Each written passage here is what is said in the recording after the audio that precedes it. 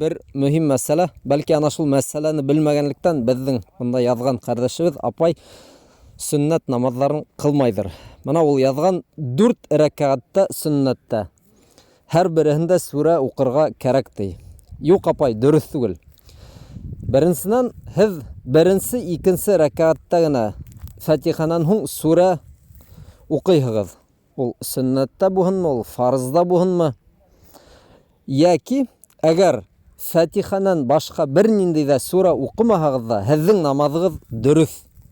Aytayık, mana 4 rekat sünnet okurga tileyhigiz iken. Birinci rekatta Fatiha, ikincisinde, üçüncüsünde, dörtüncüsünde la bari tik Fatiha. Sure kuşmayhıgız. Bunday namaz apay dürüst. Şuğa eğer bu sebep iken hizzin sünnetlerdi kaldırıuga, ol sebep bularga teyиш tugul. Mana bugünden okma, ertegenen okma.